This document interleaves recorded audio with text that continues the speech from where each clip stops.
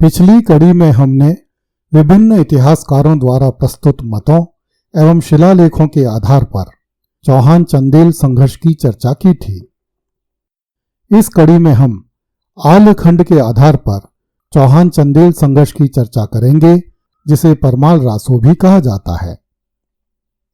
इस ग्रंथ के अनुसार दिल्ली नरेश पृथ्वीराज चौहान ने राजा परमार्दी देव की राजकुमारी चंद्रावल, नौलखा हार एवं पारसमणि लेने के लिए चंदेल राजा परमाल देव के राज्य महोबा पर चढ़ाई की।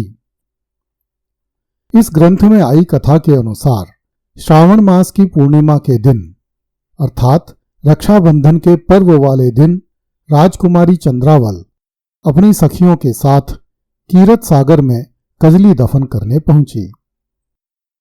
तभी पृथ्वीराज चौहान ने महोबा पर आक्रमण कर दिया। राजकुमारी चंद्रावल ने अपनी सहेलियों के साथ पृथ्वीराज की सेना से युद्ध किया।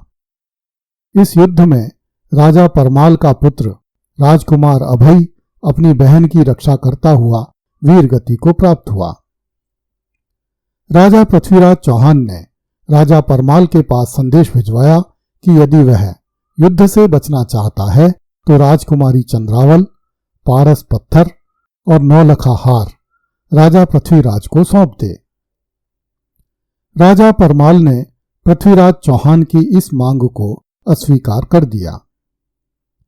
इस कारण कीरत सागर के मैदान में दोनों सेनाओं के बीच जबरदस्त युद्ध हुआ। इस कारण बुंदेलखंड की बेटियां उस दिन कजली दफन नहीं कर सकीं। पृथ्वीराज के आक्रमण की सूचना कन्नौज में निवास कर रहे आल्हा और ऊदल तथा कन्नौज के राजा लाखन तक भी पहुंची। ये सभी योद्धा साधुओं का वेश धरकर कीरत सागर के मैदान में पहुंचे। दोनों पक्षों में भयानक युद्ध छिड़ गया। बैरागढ़ के मैदान में पृथ्वीराज के सेनापति चामुंड राय ने, जिसे आल्हखंड में चौड़ा कहा गया है, धोखे से ऊदल की हत्या कर दी। ऊदल की हत्या के बाद चौहान योद्धा बड़ी तेजी से चंदेल सेना को मारने लगे। जब आल्हा को अपने छोटे भाई ऊदल के वीर गति को प्राप्त होने की सूचना मिली तो वह अपना आपा खो बैठा और पृथ्वीराज चौहान की सेना पर टूट पड़ा। आल्हा के सामने जो भी आया मारा गया। आल्हखंड के अनुसार राजा पृथ्वीराज चौहान के 2 पुत्र इस युद्ध में मारे गए। 1 घंटे के घनघोर युद्ध के बाद राजा पृथ्वीराज और वीर आल्हा आमने सामने हो गए। दोनों में भीषण युद्ध हुआ। इस युद्ध में राजा पृथ्वीराज चौहान बुरी तरह घायल हो गया। आल्हा के गुरु गोरखनाथ के कहने पर आल्हा ने राजा पृथ्वीराज चौहान को जीवन दान दिया और आल्हा ने युद्ध त्याग कर नाथ पंथ स्वीकार कर लिया। युद्ध के कारण बुंदेलखंड की लड़कियां रक्षाबंधन के दूसरे दिन कजली दफन कर सकें। आज सैकड़ों साल बीत जाने के बाद भी आल्हा ऊदल की विजय के उपलक्ष्य में प्रतिवर्ष कीरत सागर मैदान में कजली मेला भरता है। इस दिन महोबा के लोग विजय उत्सव मनाते हैं। इस कारण महोबा क्षेत्र में रक्षाबंधन का पर्व दूसरे दिन मनाया जाता है। इस युद्ध में वीर गति को प्राप्त होने वाले योद्धा ऊदल की स्मृति में महोबा में एक चौक का नाम ऊदल चौक रखा गया है। ऊदल के सम्मान में आज भी लोग इस चौक में घोड़े पर सवार होकर नहीं जाते हैं।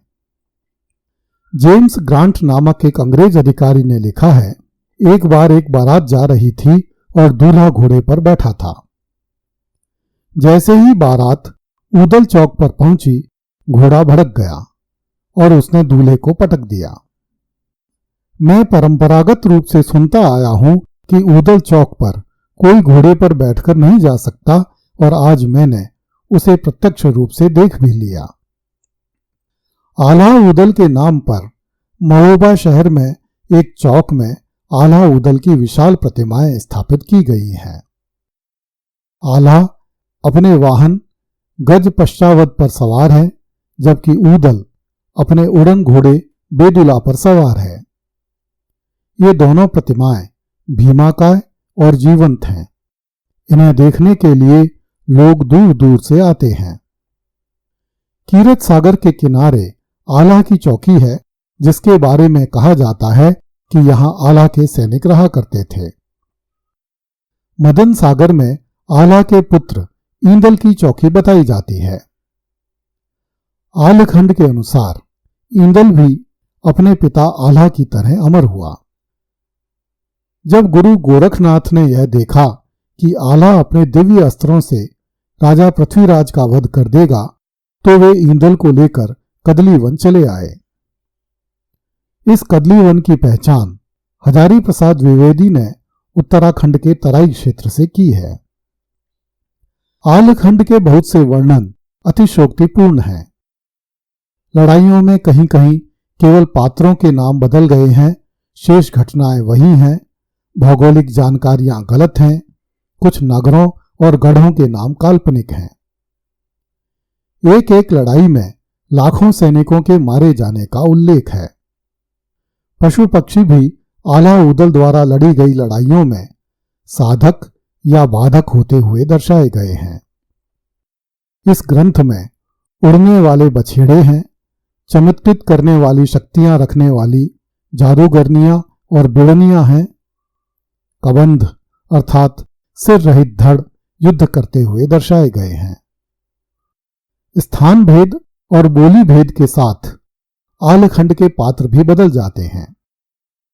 कन्नौजी तथा भोजपुरी पाठ में आला का विवाह नैनागढ़ की राजकुमारी सोनवती अर्थात सुनवा से हुआ है, जबकि पश्चिमी हिंदी पाठ में हरिद्वार के राघोमच्छ की पुत्री माच्छिल उसकी पत्नी थी। अगली कड़ी में देखिए, सम्राट पृथ्वीराज चौहान से लड़ते हुए अमर हो गए आला ऊदल।